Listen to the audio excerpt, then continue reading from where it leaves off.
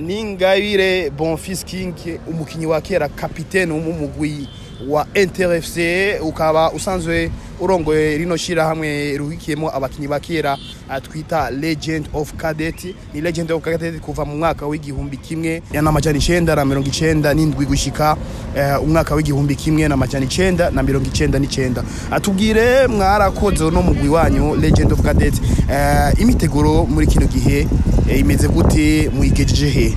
Twebwe turiko twitegura neza, ngira twariyemeje yuko tuzokirana na match zitanu zo kwinonora imitsi, kwimenyereza kumenyekanisha umugwi wacu.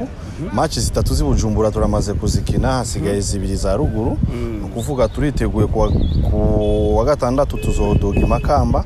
Imana idufashije ku mwisho w'ukwezi tuzoje tudoga Igitega canke Ngozi, guheza programme yacu tuzoba dufise mu vyerekeye imimenyerezo n'imiteguro izo match twari twiyemeje. Imakamba muzokina n'umugwi wahe? Les anciens Aigle Noir ni equipe y'abantu batanguje Aigle Noir bari bayifise muri 2e division. Nabonye n'aba legende nka twebwe ngira barumvise ide nk'iyi wacu, barabona yuko twagize ikintu ciza, nabonye ne bishize hamwe nibo dufitaniye ubwo rubanza tuzogirana ku wa gatandatu. Legend of Cadet ihurikiye aba legend cyangwa abakinyi bangana gute, ifise abamambre bangana gute? Twe twatanguye turi nka 200 ariko ubu turamaze kurondera naho turi abantu 110.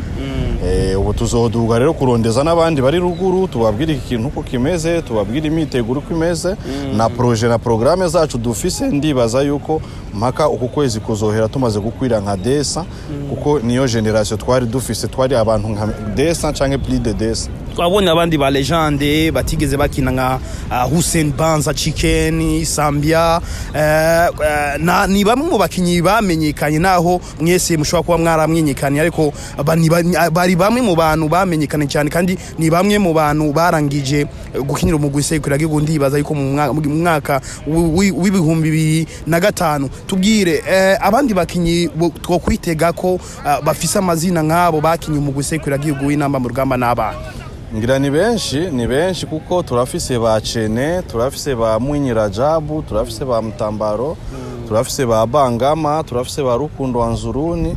Ngira ni benshi tubadondaguye ntitwobaheza, ariko uyu mugwi ngira niyo generation ya mbere yakujije abantu baja muri equipe nationale bashikana kure. Tura abantu benshi, turabakinyi benshi, n'abandi ngira nta numwe atakinye muri Premier Division muri twebwe, naho abandi bataronsa amahirwe yo kuja muri equipe nationale, ariko muri equipe zo ngaha barazikanye, baramenyeranye, baragize ibintu bikuru ku mupira w'u Burundi. Hari umugwi w'aba legende witwa Les Amis, ukaba urikimwo aba legende ba kera bakinye kera nka Malik Jabir, ba Mudeyi, ba Captain Ali n'abandi. Namwebwe mwashoboye kugira association yanyu ihurikiyemo aba legende, ubwo nta kibazo bishobora gutera? Ngira nta kibazo bifise kuko objectif kwanza si zimwe. Bo bongira bafise intumbero zabo na objectif zabo, natwe dufise objectif zacu.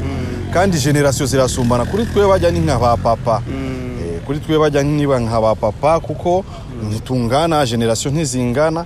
Hama twe objectif yacu ngira n'iryo zina Academy waryumvise, nuko tuzotegura aho twibuka aho twavuye, tuzotegurira nabajya bariko bava hariya nyene yuko bazoshika aho twashitse, baronke ivyo twe tutaronse, n'ivyo twaronse baronke ibisumba ivyo. Ngira n'ivyo turiko turategura. Mugiye gutegura abana bakiri bato, mugiye gufasha abana bakiri bato bivanye nuko n'ivyo mwaciyemwo n'ibindi bitandukanye. Mbega abo bana ibintu muzobafasha ni ibintu vya?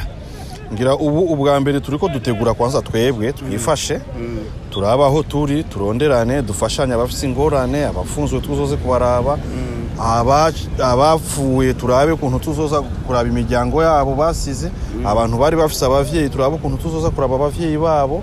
Hama twenye naho turi abagwaye, abatishoboye turondere ukuntu tuzobarondereza akazi, tugurure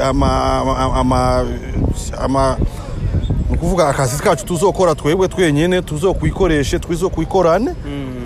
Tuzoca dutegurira rero kade yacu aho twavuye, turaba ukuntu tuzobafasha ivyo bazokwambara, ivyo kwifashishamo turaba ukuntu tuzoza turafasha ama equipe amalokale naho tutazobigira régulièrement ariko turaba ukuntu equipe imwe tuzoyifasha ikintu na kimwe babone yuko bakuru bacu baje kudutemberera abantu baciye muri kade cette fois-ci hariho generation yibuse aho yavuye ku bantu bifuza kubafasha bo batora gute cyangwa ku bantu bifuza kwinjira mu mugwi wa Legend of Quartet bisabiki twebwe nta kintu bisabwa nuko hariho abantu babiraba nuko hariho abantu babijejwe urashobora imbere yo kwinjira mu mugungira barakubwira umugwi ukeneye ibi uyu mugwi kugira uwinjiremo hakenewe yuko wiyandikisha ukarondera base hariho contribution manuel par mois hariho ibintu bakabikubwira hariho nimero umuntu ashobora gucako 62 18 18 11 canke 75 212 250